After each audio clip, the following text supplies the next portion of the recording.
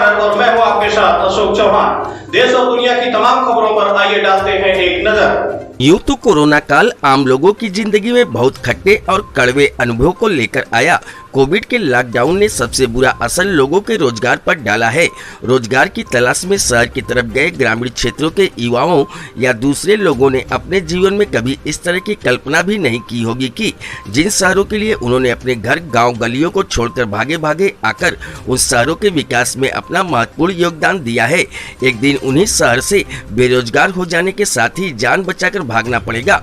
लेकिन युवाओं और लोगों ने जो कभी कल्पना नहीं की थी वह तो हो ही गया। रोजगार छीन जाने का भयावह दौर रहा यह, लेकिन अब शहर की चकाचौंध में कोरोना की मार के कारण बेसहारा हो जाने के काले दौर ने बहुत सारे युवाओं की सोच और समझ को नया आयाम भी दिया है। इसी सोच और समझ के कारण अब तक शहर पर आश्रित रहने वाले लोगों और युवाओं ने अपने पहाड़ में ही अब स्वरोजगार अपनाने की राह चुनी है।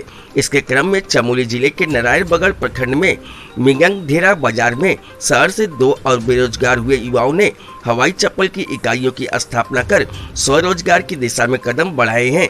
ये युवक देवपुरी नीलाड़ी गांव के ब्रजेश भंडारी और बैनौली गांव के वीरेंद्र सिंह युवाओं को ऐसे स्वरोजगार की दिशा में किए गए प्रयास पलायन से खाली होते पहाड़ों को पुनर्जीवन देने सकने में भी कारगर साबित हो सकते हैं। इन युवाओं से बातचीत करने में इन्होंने कहा कि कोरोना काल के चलते शहर में बेरोजगारी और भुखमरी के कारण घर गांव लौटने में उन्हें बहुत मुश्किलों का सामना करना पड़ा था। ऐसे में हमने अपने घर गांव के आसपास ही रोजगार के लिए साधन जुटाने की कोशिश की है। निसंदेह ऐसे लोगों के लिए सरकार को बेहतर संसाधनों और उपकरणों आदि के लिए खुले मन से आर्थिक सहायता देने की जरूरत है। इसके चयन हेतु बाकायदा ऐसे स्वरोजगार की इकाइयों का सर्वेक्षण किए जाने की भी आवश्यकता है, क्योंकि बहुत सारे युवा सरकारी आर्थिक सहायता के लिए आवेदन इसलिए भी नहीं करते हैं कि सरकारी पैसे बैंकों से इतनी आसानी से मिलते भी नहीं। बहरहाल हम भी अपने चैनल के माध्यम से ऐसे स्वरोजगार को बढ़ावा देने वाले लोगों को उत्साहित करेंगे ताकि दूसरे लोगों को भी पहाड़ में रुकने के लिए प्रेरित किया जा सके। इस तरह पहाड़ फिर से आबाद हो सकेगा। पहाड़ में लोग रुकेंगे तो सरकारी विकास की संभावनाओं को भी ताकत व राह मिलेगी। तो आइए हम इन्हीं नौजवानों से आपको रूबरू कराते हैं।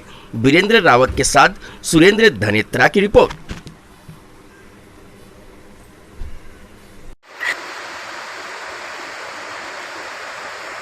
मैं भी यही बोलना चाहूँगा कि जो बेरोज़गार लोग हैं अपना बिजनेस खोले। बाहर तो रोज़गार सारा ख़त्म हो गया। लॉकडाउन के चक्कर में लॉकडाउन लगा इतना 1.5-2 साल हो गए हैं, रोज़गार पूरा ख़त्म हो गया है। मैं चाहूँगा कि जो बेरोज़गार युवा हैं अपने काम अपना स्वरोजगार खोले। जी मेरा चप्पलों का है, चप्पल बनाते हैं। रॉ मटेरियल तो बाहर से आता है। चप्पलों का रोज़गार है, अच्छा रिस्पॉन्स मिल रहा है।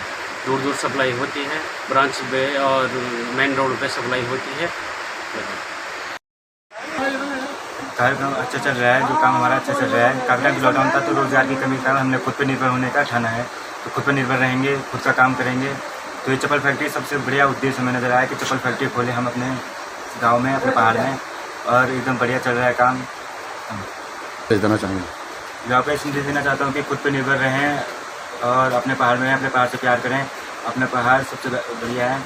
और बाकी कीमतें जो चप्पल की कीमतें हैं हम 70 रुपये पर पीस के हिसाब से देते हैं, और हमें जो पड़ता है वो पड़ता है 50 रुपये का। तो 10-20 रुपये का मार्केटिंग जो है, बाकी गाड़ी गुड़ी का लगा के हर चीज़ का खर्चा वर्चा लगा के 70 रुपये का हम पर पीस चप्पल यहाँ पे देते हैं। हमारे साथ 5 युवा काम करते हैं।